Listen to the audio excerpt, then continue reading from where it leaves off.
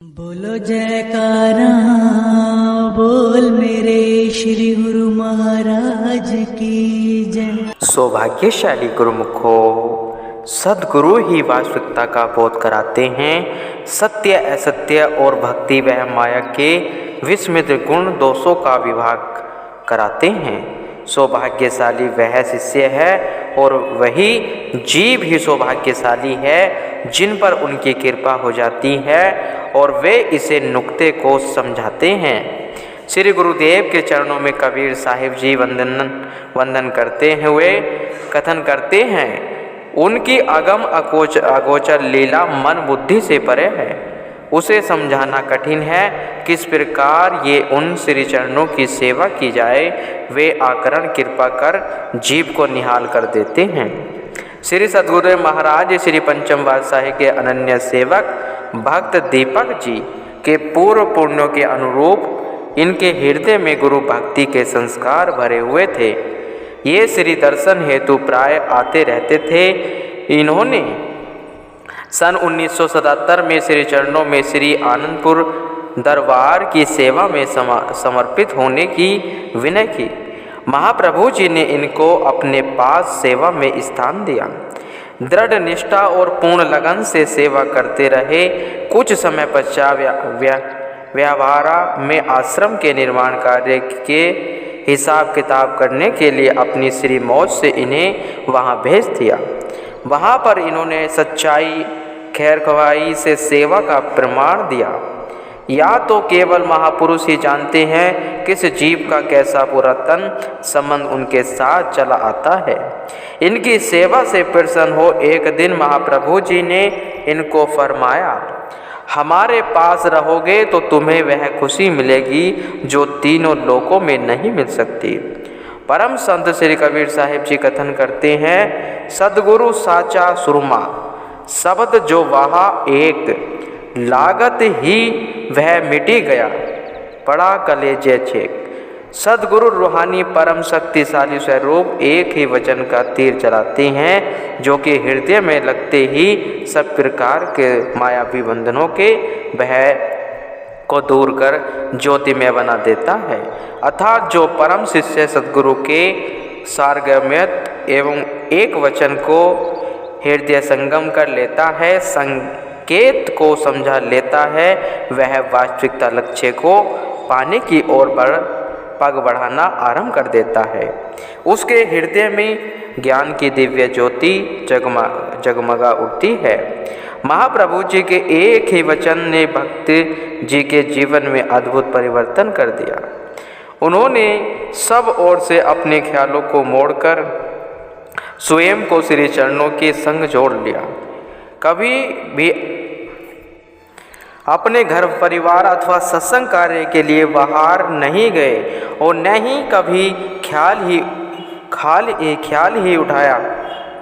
श्री सद्गुरु महाराज जी ने भी भक्त जी को श्री चरणों की सेवा में समीपता प्रदान की और इन्हें सन 2009 में साधु वेश प्रदान कर इनका नाम महात्मा अचल सागरानंद जी रखा। महाप्रभु जी अपने इस शिष्य की भक्ति और सेवा में समर्पण भाव को देखकर अत्यंत प्रसन्न होते। महात्मा जी भी श्री सद्गुरु महाराज जी से अगाध प्रेम का संबंध जोड़कर अनवरत सेवा कर रहे थे। श्री सद्गुरु महाराज जी आकरण कृपा दृष्टि कर पग पग पर ऐसे मनोरम लीला रचाते कि कैसे भगवान अपने भक्तों की संभाल करते हैं, उन्हें सतपथ दर्शाकर यथार्थ का बोध करवाते। एक बार आपने श्री आनंदपुर में परम धाम ग्वालियर में कृपा फरमाई। वहाँ पर संगतों के लिए 2 दिन का समय रखा जाता है जिसमें वे आकर माथा टेकते हैं और श्री दर्शन एवं प्रवचनों से लाभान्वित होते हैं। एक लड़की राहुरी महाराष्ट्र में ग्वालियर में अपनी फूफी के घर आई हुई थी। उसे तथा उसके परिवार को श्री आनंदपुर के विषय में कुछ भी मालूम न था और न ही उसने कभी श्री गुरु महाराज जी के दर्शन किए थे। यह उसके लिए एक स्वर्णिम अवसर था जब वह अपनी फूफी के साथ परम धाम में श्री दर्शन के लिए गई। वहाँ संगतों की बहुत भीड़ थी। उसकी फूफी यह सोचकर हैरान थी कि आज तक कभी उसके साथ ये वचन नहीं हुए थे, लेकिन जो ही उसने आगे जाकर माथा टेका तो श्री वचन हुए। महात्मा परम योगानंद जी, इस भक्तानी के साथ जो लड़की है उसको तो हमने कुछ देना है। महात्मा जी ने समझाया कि महाप्रभु जी अभी कोई विशेष उपहार या प्रसाद देने के लिए फरमा रहे हैं। उन्होंने विनय की उसे गुलदस्ता या कोई अन्य प्रसाद दे। श्री गुरु महाराज जी ने फरमाया, महात्मा जी यह प्रसाद अभी नहीं देना, कुछ समय पश्चात हमें इनके घर में जाना होगा और वही इनका कोई पुरातन हिसाब किताब चुकाकर सत्य पद दर्शाना होगा। महात्मा जी ने विनय की, प्रभु यह तो मेरी भतीजी है और राहुरी से आई है, इनके घर में किसी को कोई भी श्री आनंदपुर दरबार के बारे में जानकारी नहीं देते। ये श्री वचन हुए, हम सब जानते हैं, समय आने पर तुम्हें भी पता चल जाएगा। महात्मा जी इसके घर का पता नोट करो। उस लड़की ने घर में आकर फूफी से कहा, हमारे घर में तो सब सत्यनारायण जी की पूजा करते हैं, इन्हें तो कोई न जानता है और न ही मानता है। हमारे परिवार वाले इन्हें भगवान रूप में स्वीकार नहीं करेंगे, इसलिए इससे पहले कि कोई अवज्ञा हो उन्हें जाकर कह दो कि वे हमारे घर में न आए। फूफी ने लड़की की घबराहट को दूर करने के लिए कहा, घबरा नहीं, महापुरुषों की हर कार्यवाही में जीव का कल्याण व हित समाया होता है। लगभग 2 वर्ष का समय व्यतीत हो गया। श्री सद्गुरु दाता दयाल जी कार द्वारा श्री आनंदपुर से श्री प्रयाग धाम की ओर जा रहे थे। साथ में 2 पिकअप में कुछ गुरुमुखों को भी जाने का सौभाग्य मिला। येवला निज धाम में अहमदानगर के मार्ग में महाप्रभु जी ने एक स्थान की ओर संकेत करके पिकअप का ड्राइवर को फरमाया कि आप अभी यहाँ पर रुको, हम थोड़ी देर में आ रहे हैं। मई मास की कड़कती धूप मानो अंगारे बरसा रहे थे। महापुरुष किस प्रकार अपने तन पर अनेकों कष्ट उठाकर अपने द्वारा किए वचनों को निभाते, यह तो तब पता चला जब श्री कार लौटकर आई और साथ में दूसरी पिकअप जो कि मशीनरी में खराबी आ जाने के कारण काफ़ी पीछे रह गई थी और उसका ड्राइवर मरम्मत करवा रहा था। श्री प्रभु जी ने उसको अपनी कार के पीछे आने का संकेत किया। श्री कार काफ़ी सफ़र तय करके राहुरी में जो लड़की ग्वालियर गई थी उसके घर आगे जाकर रुकी। उस दिन पूर्णिमा थी। उस लड़की की और उसकी माता ने व्रत रखा हुआ था। वह सत्यनारायण जी की पूजा करके अभी कमरे से बाहर ही निकली थी। निराश, उदास और ठंडी आह भरती हुई वह गहरी सोच में डूबी हुई थी। कारण यह था कि उस लड़की के पिता की शुगर मिल उस दिन नीलाम होनी थी। किसी ने धोखा देकर उनसे उनकी मिल को हड़पना चाहा। वहाँ पर सब कागज आदि तैयार हो चुके थे। इनके मन में एक ही आशंका और वेदना थी कि बस कुछ ही पलों में हम कंगाल हो जाएंगे। महापुरुषों की एक ही दृष्टि और उनके वचन एक क्षण में क्या से क्या कर देते हैं, यह कोई भी नहीं जान सकता था। श्री गुरु महाराज जी ने कार से निकलकर उनके घर में प्रवेश किया।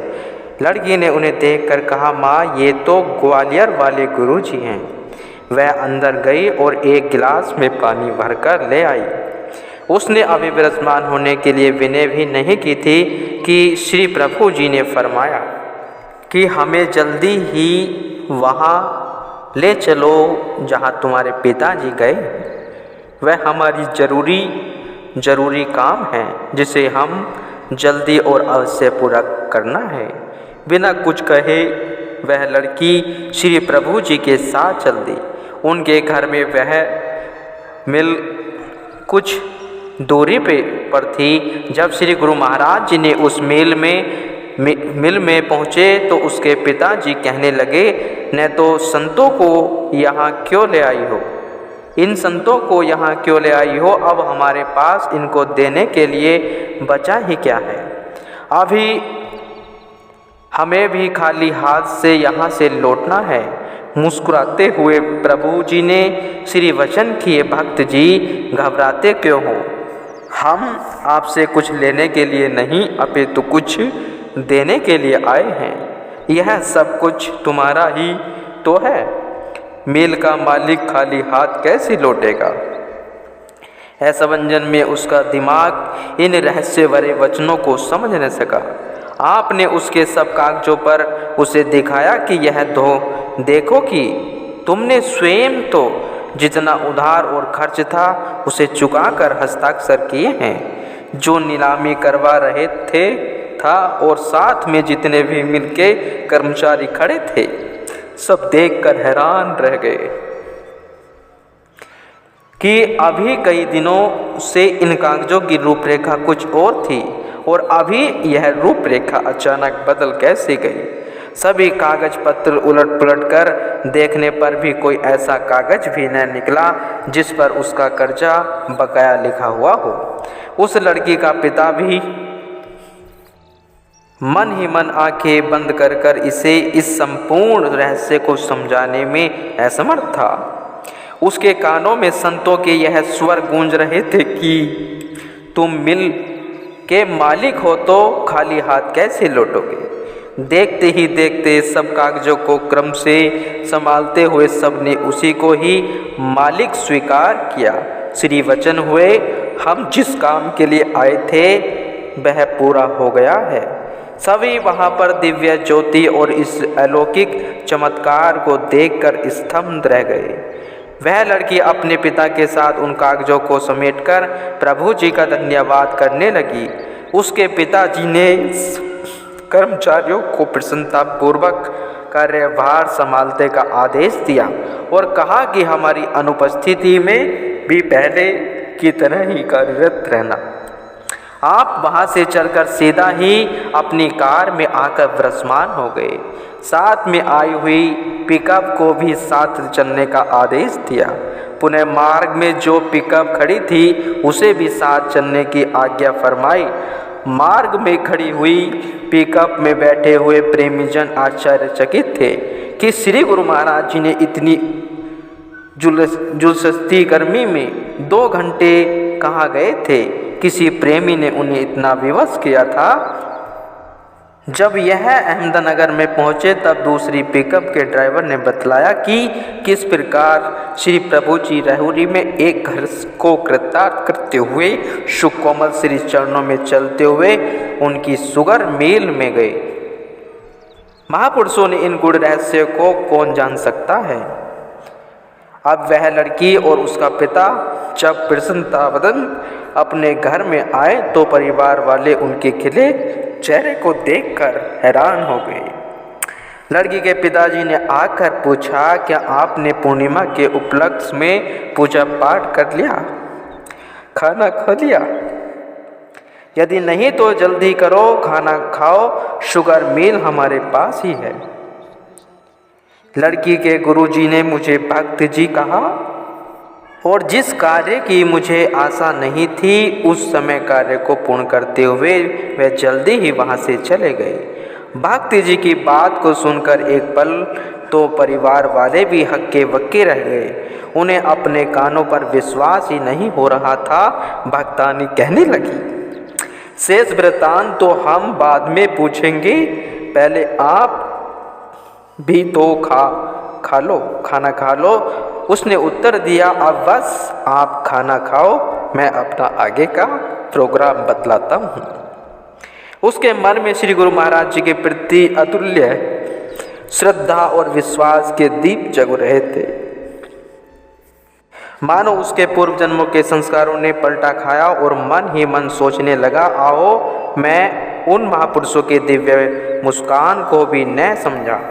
उन्होंने आते ही मुझे भक्त जी कहकर पुकारा और कितने बड़े भंवर से एक पल में ही बाहर कर दिया। मैंने उस समय इतना बड़ा कार्य संपन्न होने पर भी उन्हें धन्यवाद का एक शब्द तक न कहा। कहने लगा कि मैंने तो यह ठान लिया कि अब तक तेजों में उन महापुरुषों के भेंट न हो तब तक खाना नहीं खाऊंगा। वह उसी समय अपनी लड़की को साथ लिए ग्वालियर की ओर चल दिया। वहां पहुंचकर अपने घर में हुए सारे वृत्तांत को अपनी बहन को बताकर उससे श्री प्रभु जी के दर्शन करवाने का अनुरोध किया। उसकी बहन ने कहा, उस समय तो श्री गुरु महाराज जी परम धाम में श्री दर्शन दे रहे थे। अब मुझे क्या मालूम कि उनका प्रोग्राम वहाँ पर है या नहीं। वह बहन को साथ लेकर परम धाम आश्रम में गया। परम धाम में जाकर उन्हें विदित हुआ कि श्री प्रभु जी ने अहमदनगर से होते हुए अब श्री प्रयाग धाम की ओर प्रस्थान किया। साथ में यह भी मालूम हुआ कि अहमदनगर राहुरी से केवल 1.5 घंटे का रास्ता है और अहमदनगर से श्री प्रयाग धाम 2.5 घंटे का रास्ता है। आश्रम वालों ने कहा, यदि आप उसी समय वहाँ से उस तरफ चले देते हैं तो शीघ्र ही श्री दर्शन हो जाते हैं। इस समय तो श्री गुरु महाराज जी श्री प्रयाग धाम में विराजमान हैं। परम धाम में महात्मा जी ने उसे अहमदनगर आश्रम का पता देकर कहा कि वहां पहुंचकर श्री आज्ञा मंगवाना और फिर श्री प्रयाग धाम जाना। उसके मन में यह दृढ़ संकल्प था कि उसने श्री प्रयाग धाम पहुंचना है। इस हेतु पहले वह अहमदनगर आश्रम में पहुंचा और वहां से श्री प्रयाग धाम का पता मालूम कर वहां पहुंच गया। इस प्रकार उसे मार्ग में ही 7 दिन लग गए और वहां जाते विदित हुआ कि आज ही प्रातः श्री सद्गुरु महाराज जी ने पंचगनी आनंद धाम के लिए प्रस्थान किया और आज का दिन पुनः आश्रम में ही विराजमान रहेंगे। यहाँ पर 3 दिन बाद कृपा फरमाएंगे। उसके मन में विचारों का तूफान उमड़ रहा था कि हे भगवान, मैं तो इंसान हूँ, आपने अपना चमत्कार तो दिखा दिया, अब मेरे संकल्प को भी पूर्ण कर दो, मुझे दर्शन दो। पूना में पहुंचकर महाप्रभु जी ने 2 घंटे बाद फरमाया, महात्मा जी, हमारा श्री प्रयाग धाम में बहुत जरूरी काम है, इसलिए अभी अभी वहाँ चलो। इधर भक्त जी की पुकार और उधर भगवान के भक्तों का व्रत संभालने के लिए श्री प्रयाग धाम में पहुँच गए। मधुर मधुर हॉर्न करती हुई कार विनाश सूचना दिए जब श्री प्रयाग धाम पहुंची तो सब गुरुमुख प्रेमी भागते हुए अंदर सत्संग भवन की तरफ पहुंचे। श्री प्रभु जी को अचानक आया देखा। कोई तो कहे कमाल है और कोई कहे कि प्रभु जी की महिमा बेमिसाल है। श्री प्रभु जी के दर्शन देने के लिए सत्संग भवन में विराजमान हुए वह राहुरी का परिवार भी सबके साथ वहाँ भी दर्शन करने आया। श्री गुरु महाराज जी ने मुस्कुराते हुए आशीर्वाद देते हुए उस भक्त को पास बुलाया। फरमाया, भक्त जी, कभी हम तुम्हारे पीछे और कभी तुम हमारे पीछे, यहाँ पहुँचने की इतनी क्या जल्दी थी? हमें तुम्हारे लिए अपना पंचगनी का कार्यक्रम स्थगित करना पड़ा। उसने विनय की, आप भगवान हैं, मैं इंसान हूँ, मैं इन गूढ़ भक्ति के विषयों को नहीं जानता। आपने मेरे अंतरात्मा में जागृत भर दी। मैं सत्यनारायण भगवान की पूजा करता था, परंतु ऐसा विश्वास नहीं था कि कभी वे आकर मुझे दर्शन देंगे और मेरे सांसारिक कार्य के भ्रमण से मुझे उभारेंगे। आप सत्यनारायण भगवान के रूप में दर्शन देने के लिए आए और मुझे दुख संकट के अंधेरे में भटकने से बचा लिया। महाराज, मैं उस समय धन्यवाद के 2 शब्द भी अर्पण न कर सका था। अब मुझे पर कृपा कीजिए, नाम दीक्षा दीजिए। मेरी यही प्रार्थना है कि जैसे इस लोक में स्वयं मेरी सहायता करने पहुँचे हो, इसी प्रकार अब परलोक में भी पार लगा देना। आप जी ने मुझे भक्त जी कहकर संबोधित किया है, तो अब मुझे अपना भक्त बना लीजिए। लड़की ने विनय की, पिताजी ने पिछले 7 दिन से कुछ खाया नहीं।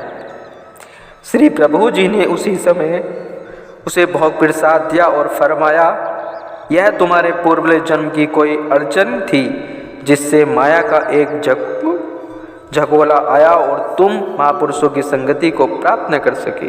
अब पूर्व पुण्यों के अनुसार सहयोग बना है तो इसका पूर्ण लाभ उठा लो।